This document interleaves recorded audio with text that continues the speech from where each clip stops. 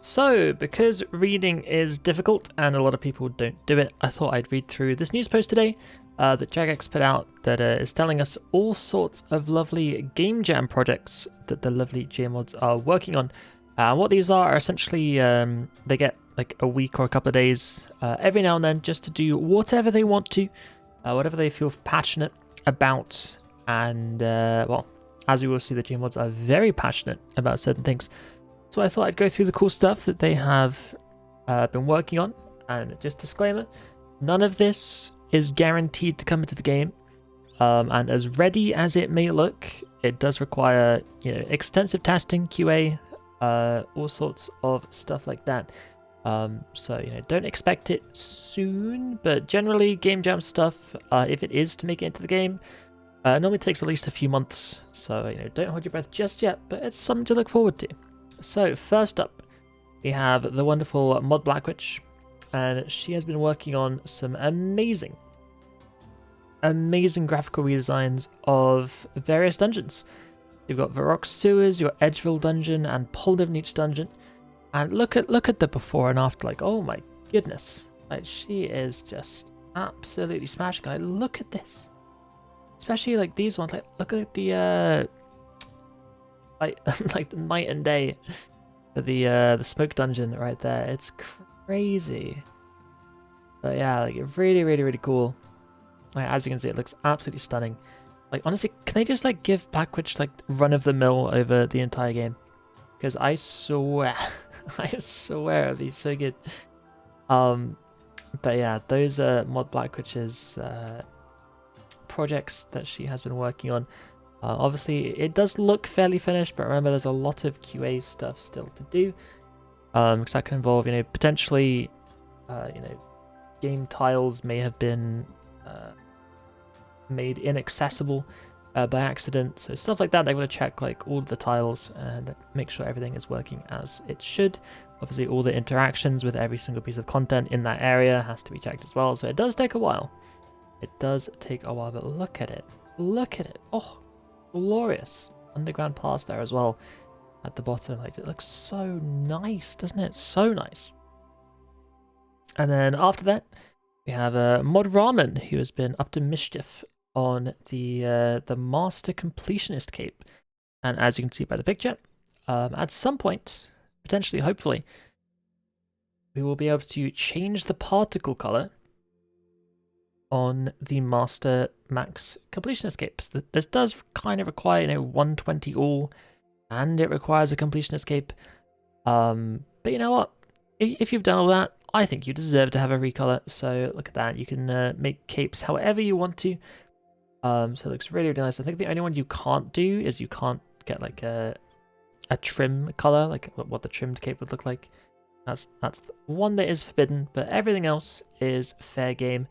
So yeah, lots of lovely fashion to be done. Looking forward to that one. And then we have Mr. Mischief. We've got Mod Shogun over here, who has been up to a lot of things. Like, a lot of things. He has been absolutely smashing it. But the stuff that he has teased so far is Abyssal Beasts will no longer shove you around when fighting them. Very cool. Ring of Kinship is now faster. So basically, it's like a bunch of clue-related updates for the most part. Not completely, but just a lot of clue updates. Very cool. So yeah, the ham members drops are now all notable by the thieving capes. That should be much nicer.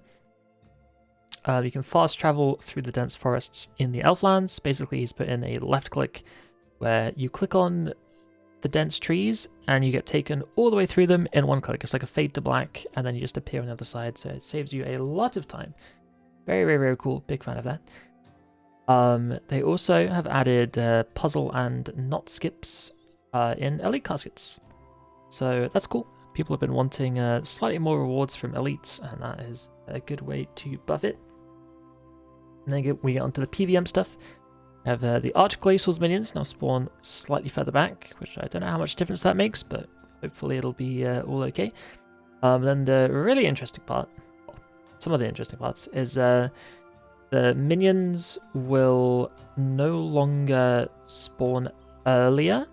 So right now the minions kind of spawn like very early in the special window, I guess. But what what's going to happen is they're going to be delayed a bit, which should mean that if it, for example, goes from the flurry spec into the minion spec, it won't kind of like disguise the flurry spec, because that has caught me out a few times. It's very hard to catch which type of auto attack it is doing to pray against it correctly.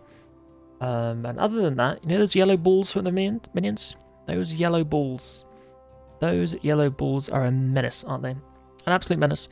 So what they are doing is they are making it so the yellow balls now do damage, basically. It's based on the HP of the minions, and it goes all the way up to 30,000 damage per ball at high enrage. So definitely worth clicking on now, so that is really, really nice. Scepter of the Gods is getting bad luck protection, so that's awesome as well. Very good thing for the clues. Elites and Master Scans are going to change color based on how close you are. So very cool as well. Just make it much more vibrant. Notice what is going on. And then now for the interesting one. Leng weapons are getting a bit of a rework. So the glacial swords, a little bit of a rework. So what is happening there is essentially what is happening is the special attack is now basically like Hurricane. You will do a little bit, well, quite a bit of damage actually, times 2, so up to 320% damage, which is quite a lot. And the passive effect of Lengs now increases your hit cap by 30%.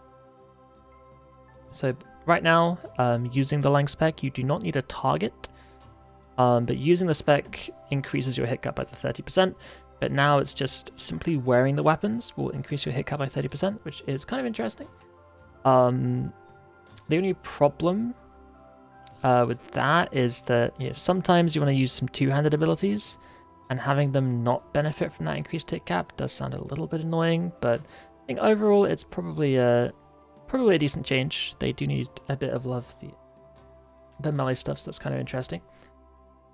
And then we have these slightly controversial parts of abyssal parasites are now applied for abyssal armor spikes. That's like the stuff from the Scourge, I believe, like the upgraded whip.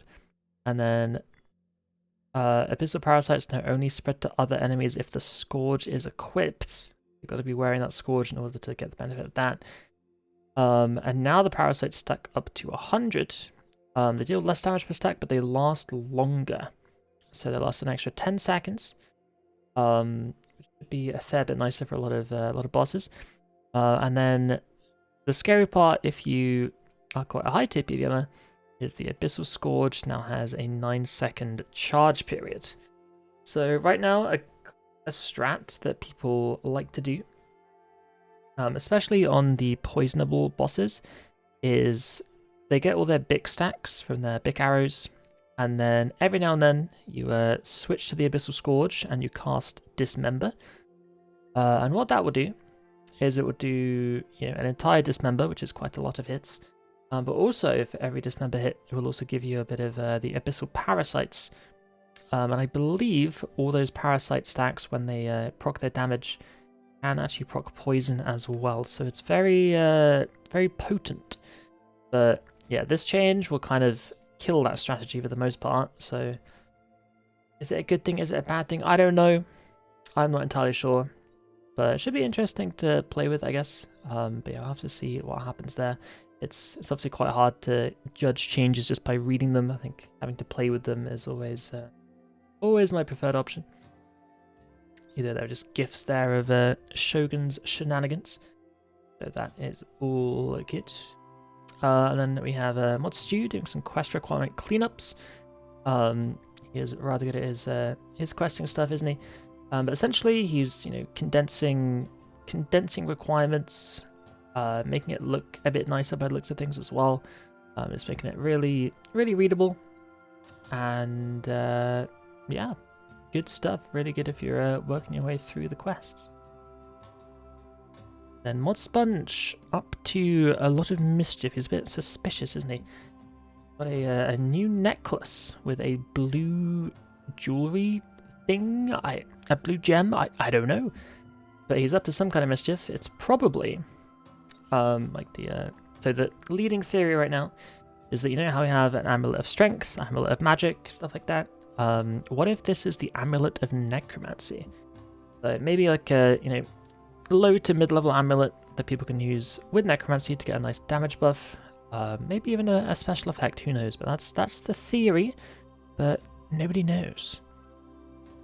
And then down here we have Mod Chaosy doing some Demonheim mischief with Mod Frosh as well. I don't have any pictures of that, but they are investigating some strange phenomenon. Then we have Mod Dawn as well. He's like Shogun, he's been working on a bit of clue stuff. The Mod Dawn is making challenge clues or challenge scrolls a lot easier to do, so that's pretty cool. Quite easier to do, as in faster to do. The NPC hands them and talks about them quicker. Very cool.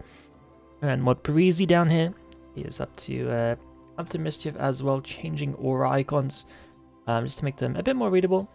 Gotta say, they definitely do look nicer and they're a bit more fitting. But really, I'm just kind of hoping for a full-on aura rework, because the way you get auras right now, like, I really don't like it. The fact, like loyalty points for most of the auras, I really don't like that. I do hope they change it at some point, but we'll have to wait and see.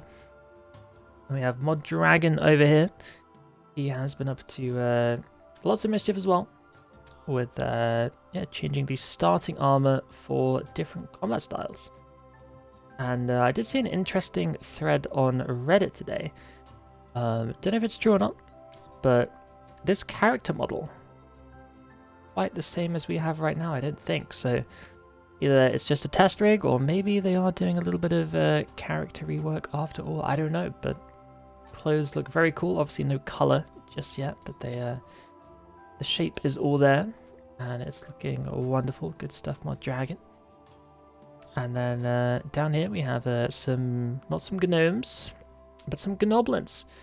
Getting a bit of a graphical view. Look at the polygon difference on this GIF. Oh my god.